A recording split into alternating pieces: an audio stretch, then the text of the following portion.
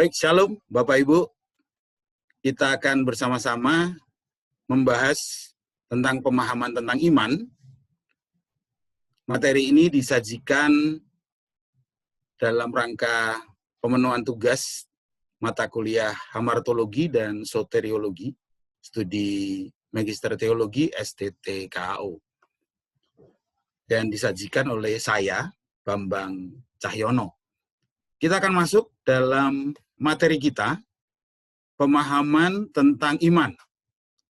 Menurut Yakobus pasal yang kedua, ayatnya 14 sampai dengan ayat yang ke-26. Baik, kita akan melihat pertama-tama tentang kitab Yakobus. Secara umum, kitab Yakobus merupakan satu dari 7 surat yang bersifat surat umum di Perjanjian Baru yang ditujukan kepada orang-orang Kristen secara umum, bukan kepada gereja atau jemaat tertentu. Dan kitab Yakobus ini memiliki sifat yang khas Yahudi. Kita dapat melihatnya dari referensi-referensi yang digunakan dalam penulisan Yakobus ini, yang diambil dari tokoh-tokoh Perjanjian Lama. Seperti yang kita bahas nanti dalam Yakobus 2, tokoh Perjanjian Lama yang akan disinggung di sana adalah Abraham dan Rahab. Kitab Yakobus juga menggunakan alam sebagai referensinya. Ini menunjukkan karakteristik pengajaran para rabi-rabi Yahudi pada zaman Yakobus. Dan kitab Yakobus disusun ketika gereja-gereja atau orang-orang percaya masih didominasi oleh kalangan Yahudi. Belum banyak orang-orang di luar Yahudi yang ambil bagian dalam kekristenan pada saat itu. Kitab Yakobus ditulis kurang lebih atau sekitar tahun 45 sampai 49 Masehi, dan penulis kitab ini memperkenalkan dirinya sebagai Yakobus. Ada kemungkinan Yakobus yang dimaksud di sini adalah saudara tiri Yesus dan juga pemimpin dari gereja atau majelis yang ada di kota Yerusalem. Seperti yang disebutkan di depan tadi, bahwa ciri khas Yahudi itu muncul karena memang penerima dari surat Yakobus ini adalah orang-orang Yahudi Kristen yang melarikan diri dari Yerusalem saat terjadi penganiayaan terhadap Stefanus. Topik utama dalam surat ini adalah tentang penghayatan iman. Nah, khusus yang nanti akan kita bahas berkaitan dengan itu adalah penghayatan untuk menjadi seorang pelaku. Dan bukan sekedar penghayatan untuk menjadi pendengar firman. Ada penekanan yang lebih besar kepada praktek iman Kristen daripada tentang kebenaran. Nah, secara khusus sesuai dengan topik kita tentang doktrin iman, kita akan melihat makna dari kata iman yang ada dalam Yakobus 2. Berasal dari kata Yunani, kata bendanya adalah pistis, yang berarti yakin akan, atau bersandar pada, atau mempercayai, atau suatu keyakinan atas kebenaran dari suatu hal. Nah, dalam kaitannya yakin akan atau bersandar ini, kalau kita lekatkan dengan tema Yesus Kristus, kata ini berarti kepercayaan bahwa Kristus adalah juru selamat yang melaluinya kita mendapatkan keselamatan. Hal ini bisa kita lihat juga dalam Efesus 2 ayat 8 sampai dengan 9a. Di sana dikatakan, sebab karena kasih karunia kamu diselamatkan oleh iman. itu bukan hasil usahamu, tetapi pemberian Allah. Itu bukan hasil pekerjaanmu. Demikian yang tertulis dalam Efesus 2 ayat 8 sampai dengan ayat 9 bagian A. Dan kata pistewin ini ketika menjadi kata kerja pistewin, maka kata ini memiliki sedikit arti yang berbeda dengan kata yang sebelumnya. Berpikir bahwa sesuatu adalah benar, itu adalah pengertian kata kerja pistewin. Atau menerima firman-Nya, atau juga bisa diartikan menerima Yesus sebagai juru selamat atau sumber keselamatan kekal. Nah, dalam pengertian ini, iman bukan sekedar persetujuan terhadap suatu ajaran atau doktrin. Iman di sini juga melibatkan kepercayaan kepada Yesus atau berdiam di dalam Yesus dan bersandar juga kepada Yesus. Jadi ini makna kata iman dari kata kerja pistewin. Nah, langsung saja kita masuk dalam kitab yang menjadi pembahasan kita, yaitu Yakobus pasal yang kedua, dimulai dengan ayatnya yang ke-14. Yakobus menuliskan dengan sangat jelas bahwa iman tanpa perbuatan itu tidak ada gunanya. Demikian tema utama yang ada di dalam Yakobus pasal yang kedua ini. Iman yang tidak disertai dengan perbuatan itu dipandang kosong atau tidak memiliki arti apa-apa. Iman yang tidak disertai dengan perbuatan menjadi sebuah tema utama, dan di sana muncul sebuah pertanyaan, iman yang tidak disertai dengan perbuatan bisakah menyelamatkan? Yakobus dengan tegas mengatakan tidak. Mengapa dia berkata seperti itu? Bukankah kita ini dibenarkan oleh iman? Pertanyaan selanjutnya, kenapa perbuatan menjadi begitu penting dalam kaitannya dengan iman dan keselamatan? Nah, kalau kita melihat kata perbuatan yang dimaksudkan di sini, kata perbuatan di sini adalah perbuatan baik dari orang-orang yang percaya kepada Yesus. Nah, di sini Yakobus tidak sedang merujuk kepada perbuatan baik sebelum menjadi percaya, tetapi dia merujuk kepada kata perbuatan yang dilakukan oleh orang-orang yang sudah percaya kepada Yesus. Yakobus juga tidak mengatakan bahwa kita boleh bergantung pada perbuatan baik demi keselamatan. Tidak begitu. Yang ingin Yakobus sampaikan adalah iman seorang yang percaya harus berdampak pada perubahan batin. Dan perubahan batin ini terwujud pada perilakunya.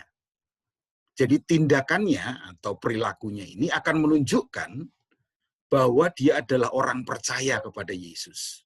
Terlihat percaya, dilakukan, jadi bisa dilihat oleh orang lain bahwa perbuatannya itu menunjuk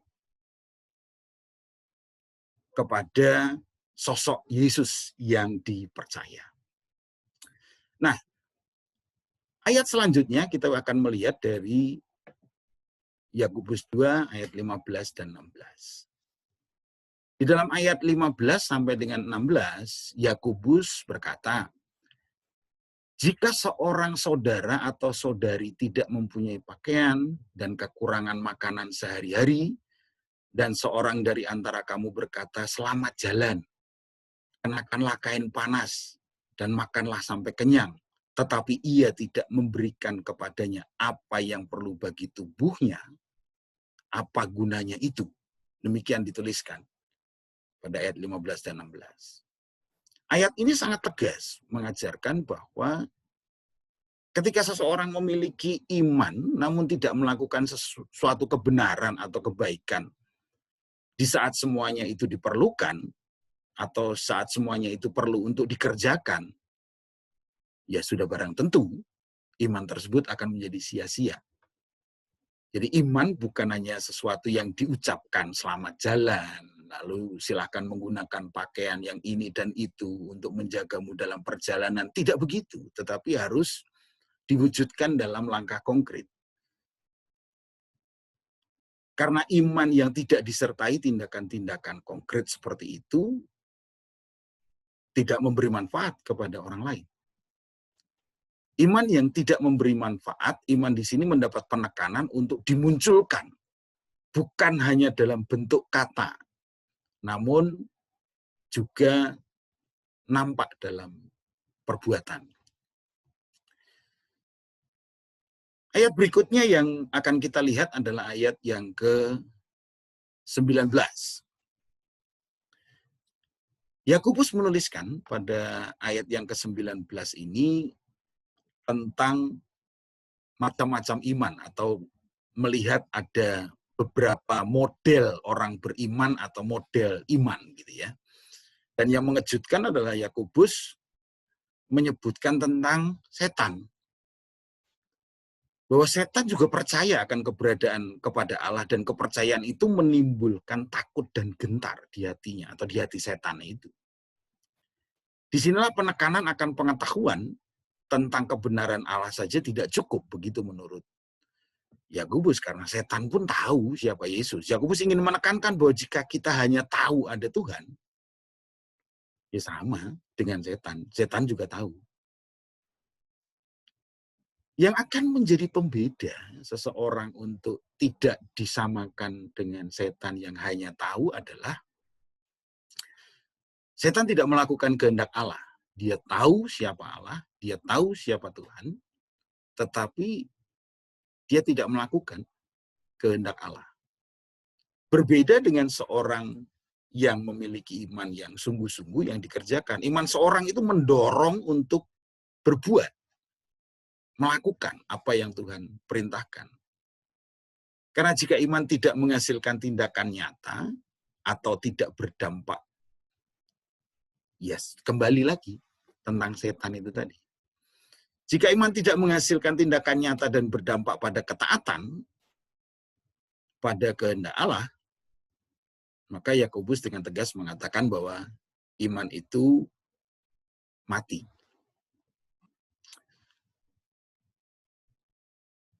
Lanjut ke ayat yang lain, ayat yang ke-17, 20, dan 26, ayat-ayat yang cukup singkat atau pendek. Tegas di sana dikatakan bahwa iman tanpa perbuatan itu mati atau kosong. Dalam ayat-ayat ini, Yakobus melakukan pengulangan-pengulangan tentang iman tanpa perbuatan adalah mati atau kosong. 2 kali dia menyebutkan mati, dan 1 kali dia menyebutkan iman tanpa perbuatan itu kosong. Nah, dari sini kita bisa menyimpulkan bahwa Yakobus sedang mengingatkan kita. Tidak semua pengakuan tentang iman itu berisi iman yang menyelamatkan. Sekali lagi saya ingin mengatakan, Yakobus sedang mengingatkan kita bahwa tidak semua pengakuan tentang iman itu berisi iman yang menyelamatkan. Mana iman yang tidak menyelamatkan? Tadi yang sudah kita bahas di atas. Iman yang tidak ada buahnya, atau tidak ada bentuk perbuatannya yang nyata. Dan ini sama dengan iman yang mati. Demikian pengertian yang Yakobus tekankan kepada kita. Dan Yakobus juga melihat bahwa iman itu bisa terus bertumbuh dan akan terus bertumbuh. Bagaimana caranya? Yakobus memberitahu kita bahwa untuk senantiasa menghidupkan adalah dengan mengerjasamakan iman itu dengan perbuatan. Nah, ini pentingnya. Jadi dalam rangka pemeliharaan dan menumbuhkan iman kita, perlu ada kerjasama antara iman dan perbuatan itu. Dan iman juga akan mengalami penyempurnaan dan senantiasa disempurnakan oleh perbuatan baik. Nah, ini menarik. Jadi perbuatan baik bukan hanya merupakan tindak lanjut dari orang yang beriman, tetapi perbuatan baik itu sendiri yang akan terus menyempurnakan iman yang dimiliki oleh seseorang. Apa arti dari kata bekerja sama atau mengerjasamakan yang ada di Yakobus ini? Kata ini memiliki makna rekan sekerja. Di sini Yakobus membawa kita pada pemahaman yang lebih mendalam mengenai hubungan antara iman dengan perbuatan baik. Rekan sekerja antara iman dan perbuatan baik. Inilah penekanan Yakobus yang menjadi bagian dari doktrin iman menurut Yakobus, bahwa iman itu perlu ditindaklanjuti dengan perbuatan, dan perbuatan itu sendiri nanti yang akan memelihara iman, membesarkan iman, bahkan menumbuhkan iman seseorang. Nah, kembali pada ayat yang ke-21 dan 23 untuk menjelaskan apa yang dimaksudkan oleh Yakobus tentang iman yang tanpa perbuatan adalah mati. Yakobus mengambil contoh Abraham. Pertanyaannya adalah, dengan cara apakah Abraham dibenarkan? Seperti kita tahu, Abraham adalah bapak orang beriman dan menjadi perlambang utama dari pembenaran iman. Dan di ayat yang ke-21 menceritakan bahwa Abraham dibenarkan oleh perbuatannya. Perbuatan yang dimaksudkan di sini mengacu pada ketaatan Abraham dan kepercayaannya yang utuh kepada Allah. Dia taat dan percaya kepada Allah sampai ke tingkat bersedia mengorbankan anaknya di atas mezbah. Setelah Abraham melaksanakan semua itu, di sana disebutkan Allah mendapati bahwa iman Abraham itu sungguh luar biasa, itu memuaskan dan menegaskan lagi berkat Tuhan kepada Abraham. Itu tertulis dalam Kejadian 16 ayat yang ke-22. Hal ini juga menunjukkan kepada kita bahwa jika Abraham gagal atau tidak menunjukkan imannya, tidak mewujudkan imannya, menyambut ujian Tuhan itu, maka Abraham juga tidak akan menerima janji Allah. Contoh yang kedua atau penegasan yang kedua yang dikatakan atau dituliskan oleh Yakobus melalui sikap seorang pelacur yang bernama Rahab. Apa yang terjadi dengan Rahab? Iman Rahab terwujud lewat pilihannya untuk meninggalkan apa yang sudah dilakukannya, kejahatannya, dan berpaling kepada Allah ketika dia mendengar tentang penghakiman Allah yang akan ditimpakan ke atas kota Yeriko. Kenapa Tuhan akan menimpakan penghukuman atau penghakimannya? Karena kota Yeriko saat itu sudah dipenuhi dengan kejahatan yang dilakukan oleh penduduk kota Yeriko. Rahab mengambil sikap. Rahab mempercayai firman Tuhan itu, bahwa akan ada penghakiman. Rahab bukan hanya percaya, tetapi dia juga mengerjakan imannya. Jadi iman Rahab bukan sekedar iman di tingkat akal pikiran, melainkan iman yang disempurnakan lewat tindakan nyata.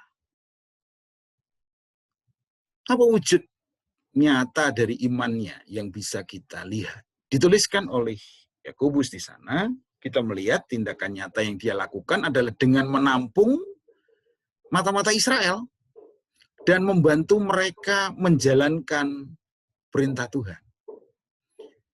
inilah yang dimaksudkan oleh Yakobus ketika dia berbicara bahwa iman itu disempurnakan oleh perbuatan. Bukan hanya ya, amin, percaya, lalu berhenti. Tidak, Rahab melakukan sesuatu. Yakobus mengingatkan, meski seorang pelacur sekalipun, ketika dia mengenal Allah, menerima dan melakukan sesuatu, maka disitulah iman memiliki arti yang sebenarnya. Dan Allah membenarkan Rahab. Melalui imannya, melalui iman yang dikerjakan, melalui iman yang diwujud nyatakan oleh Rahab. Dan di bagian akhir atau di ayat akhir yang kita lihat, Yakobus menyamakan iman dan perbuatan itu seperti kerjasama atau kait-mengkait antara tubuh dan roh. Nah, ini adalah perbandingan yang luar biasa pastinya. Kenapa? Karena ya seperti kita alami saja, kalau tubuh kita ini tidak ada rohnya, ya pasti kita tidak akan bisa hidup. Pasti kita tidak akan bisa bernafas dan mengerjakan sesuatu. Itulah sinergi atau kerjasama sebagai rekan sekerja antara iman dan perbuatan itu seperti tubuh dengan roh. Tubuh tanpa roh adalah sebuah kematian, itu sudah pasti. Tapi tubuh dengan roh itu akan mengerjakan sesuatu, hidup dan menghasilkan sesuatu. Nah, menjadi pekerjaan rumah bagi kita setelah kita mengetahui bahwa iman tanpa perbuatan itu pada hakikatnya mati atau kosong. Lalu apa pengajaran yang bisa kita dapatkan dari sini? Kejatuhan manusia ke dalam dosa telah mengubah keberadaan manusia. Yang semula kudus menjadi makhluk yang cenderung berbuat dosa. Dalam hal relasi dengan Allah, manusia yang mulanya bergaul karib dengan Allah, akrab dengan Allah, kini terpisah. Manusia menjadi makhluk yang berdosa, sedangkan Allah tetap sebagai pribadi yang kudus. Dan ini berakibat manusia tidak layak untuk menjumpai Allah. Dan sebaliknya, Allah terlalu mulia untuk bersekutu dengan manusia. Tetapi apakah Allah mempertahankan kemuliaannya itu dan meniadakan manusia ciptaannya? Tidak. Justru keadaan ini mendorong inisiatif dari Allah untuk melakukan penebusan. Dan seperti kita tahu, di dalam iman kita, penebusan itu terjadi melalui Yesus Kristus. Kematian Kristus di kayu salib menjadi peristiwa penebusan manusia dari dosa. Manusia yang sejatinya binasa karena dosa menjadi selamat karena penebusan Kristus, karena penyaliban Kristus, pencurahan darah Kristus. Inilah anugerah yang Allah berikan. Allah telah menganugerahkan keselamatan.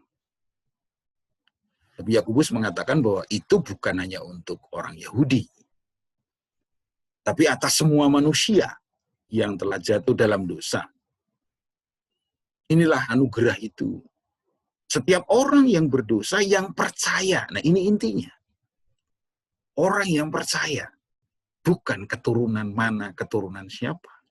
Setiap orang yang percaya kepada Yesus dan yang mengakui dosanya, dia akan mendapat bagian dalam anugerah pengampunan dan keselamatan itu. Allah menginginkan agar semua orang yang beriman kepadanya setelah mengimani dan menerima anugerah, tidak lagi berbuat dosa. Iman dan perbuatan, ini yang ditekankan. Setelah beriman, perbuatan yang ditunggu bukanlah perbuatan dosa, itu sudah pasti. Tapi perbuatan-perbuatan yang sesuai dengan kehendak Tuhan. Karena iman dan perbuatan yang seturut dengan kehendak Tuhan ini merupakan dua hal yang saling berkait dalam hal pembenaran yang dimaksudkan oleh Yakobus ini. Artinya, iman tidak dapat berdiri sendiri tanpa perbuatan. Begitu juga sebaliknya. Perbuatan yang tidak didasari oleh iman dan tidak didasari oleh anugerah keselamatan, tentunya perbuatan itu juga perbuatan-perbuatan yang di luar Allah, atau perbuatan-perbuatan yang tidak seturut dengan kehendak Allah. Dari sini dapat dilihat adanya keterkaitan satu sama lain antara iman dan perbuatan. Korelasi antara iman dan perbuatan dapat dipahami bahwa perbuatan merupakan implementasi dari iman seseorang terhadap keselamatan yang dimiliki. Arti kata, orang percaya harus melakukan perbuatan sebagaimana layaknya seseorang yang telah diselamatkan. Inilah iman itu, iman sejati. Dan iman sejati seperti tadi sudah disinggung di depan oleh Yakobus, bahwa iman dengan perbuatan yang menjadi rekan sekerja bersinergi. Iman yang terus bertumbuh. Inilah iman sejati. Karena iman yang sejati itu adalah iman yang bertumbuh secara progresif dan nyata dalam perbuatan. Terus bertumbuh dan terus bertumbuh. Dari pandangan yang ada, yang dimiliki oleh Yakobus sangat jelas menunjukkan bahwa iman dapat diwujudkan dalam bentuk perbuatan sehari-hari dan iman harus diwujudkan dalam bentuk perbuatan sehari-hari. Iman yang sejati adalah iman yang diwujudkan dalam tindakan nyata, dan seorang yang beriman harus menunjukkan perbuatan kasih itu kepada sesamanya. Realitas yang ada pada kita saat ini, apa yang bisa dilakukan nyata pada masa COVID-19 ini, sebuah masa yang mengakibatkan banyak orang kehilangan pekerjaan dan pada akhirnya mengakibatkan kesulitan dalam hal ekonomi. Sebagai seorang beriman, mari kita menunjukkan kepedulian terhadap mereka dengan tindakan nyata. Secara sederhana, apabila kita memiliki berkat dari Tuhan, dapat memberikan bantuan berupa kebutuhan pokok atau kebutuhan lain. Banyak aksi-aksi sosial yang bisa digalang, banyak tindakan-tindakan nyata. Tidak perlu datang sendiri karena saat ini banyak gereja, banyak lembaga yang menyelenggarakan itu. Mari kita ambil bagian di dalamnya. Selain memberikan bantuan secara material, banyak juga orang yang mengalami ketakutan dan kecemasan. Dalam hal ini, seorang beriman dapat meluangkan waktu untuk memberikan penghiburan, kekuatan, doa bagi mereka yang mengalami. Sekali lagi, kalau kita takut untuk bertemu, doa nggak perlu bertemu juga bisa. Memberikan penghiburan, kita punya grup WA misalnya, atau media sosial yang lain yang bisa kita pakai. Situasi saat ini menjadikan kasih merupakan penawar yang baik dari pengharapan-pengharapan yang mulai meredup dan menghilang. Ini hal yang perlu kita lakukan. Mewujudkan iman yang bukan hanya berguna untuk orang lain, tapi juga untuk menumbuhkan iman kita sendiri. Sebagai orang percaya, kita harus mewujudkan iman senantiasa dalam perbuatan, dan tentu dasarnya adalah kasih. Mengapa demikian? Karena kita bukannya dipandang sebagai diri kita sendiri, tapi kita juga dipandang sebagai bagian dari gereja, dan gereja juga adalah kita. Karena setiap orang Kristen adalah gereja yang hidup, gereja yang bergerak, dan lebih lagi merupakan representasi dari Tuhan itu sendiri. Seperti tadi dikatakan bahwa ketika kita melakukan sesuatu, percaya, biarkan orang melihat Yesus itu di dalam diri kita. Kehidupan orang percaya menjadi cerminan sebagai orang-orang yang sudah dibenarkan oleh iman. Jadi, inilah ajaran iman yang dituliskan dalam Yakobus 2 ayat 14 sampai 26. Orang dibenarkan oleh iman dan perbuatannya. Demikian akhir dari presentasi kita. Semoga apa yang disampaikan menjadikan bahan pembelajaran sekaligus menjadi bahan untuk memotivasi kita melakukan sesuatu setelah kita memiliki iman dan saat kita ingin mewujudkan iman itu. Tuhan memberkati. Selamat malam.